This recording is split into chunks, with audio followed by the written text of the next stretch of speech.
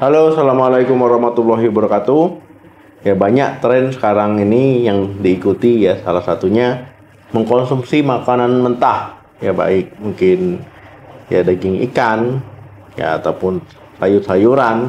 Yang mengkonsumsi makanan mentah ini ya banyak yang harus diperhatikan ya. Mulai dari kebersihannya, cara kita mencuci, mengolahnya, bahannya, ya kesegarannya dan sebagainya. Ya, itu tidak menjamin juga ya kalian bebas dari masalah nantinya. Ya, tapi hanya menurunkan resiko. Ya, misalkan kalian habis melihat ya orang mengkonsumsi sushi, sashimi ataupun sayuran mentah, ya kalian ikuti di rumah. Ya, ini hati-hati ya. Saya peringatkan hati-hati.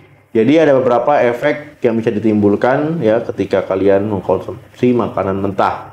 Ya, misalkan yang pertama itu parasit dan bakteri. Ketika kalian mengkonsumsi makanan mentah, misalkan itu entah sashimi, entah sushi, ya ini bisa saja ya makanan tersebut ternyata masih ada bakterinya, masih ada parasitnya. Akhirnya apa? Masuk ke tubuh. Ya, ketika masuk ke tubuh ya tentu akan mempengaruhi tubuh kita ya. Mereka dapat berkembang biak, ya dapat menginfeksi, ya dapat jadi toksik ya. Akhirnya kita jadi ada keluhan.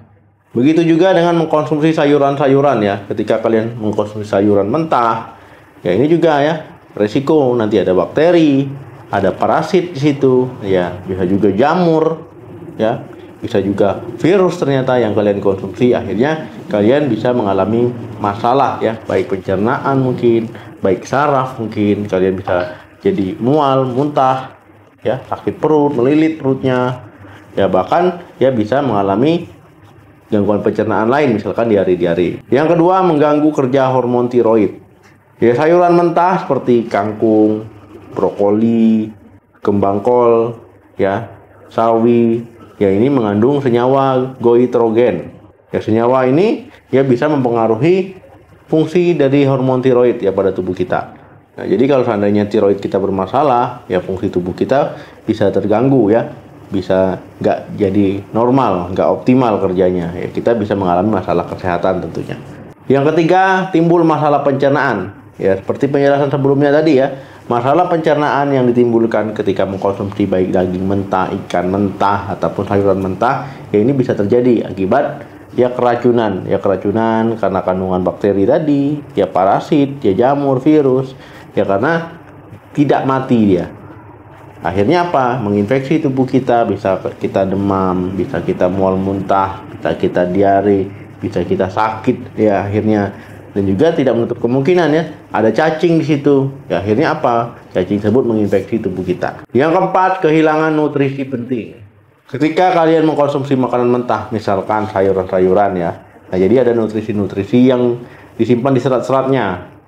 Ya, jadi tubuh kita itu belum mampu ya untuk mencerna ataupun mengolah tadi ataupun menyerap nutrisi dari makanan mentah. Ya beda dengan ya hewan ya. Ini bisa dia mencerna makanan mentah. Ya, jadi perlu di mana? Dia dimasak ya, agar nutrisi tadi bisa terserap dengan sempurna. Jadi gimana dok? Saya mau coba makan mentah nih. Ya silakan saja ya mengkonsumsi makanan mentah. Ya kalian cuci sampai bersih, pilih yang segar. Ya kemudian ya olah dengan benar. Ya tapi ya tadi ya resiko kalian mengalami masalah-masalah tadi memungkinkan terjadi.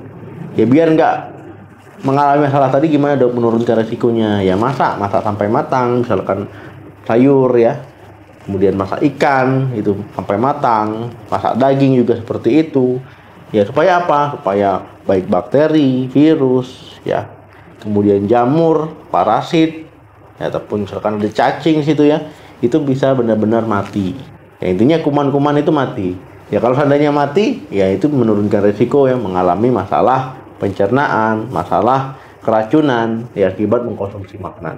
Dok, saya mengkonsumsi makanan mentah nggak ada masalah nih. Ya berarti makanan tersebut ya aman oleh tubuh kalian.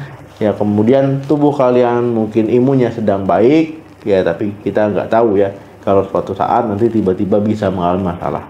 Oke teman-teman, jika ada tambahan, kritik atau saran silakan tulis di kolom komentar. Terima kasih yang sudah menonton video saya habis. Jangan lupa like, share, sampai ketemu lagi di video saya selanjutnya. Salam sehat, sampai jumpa.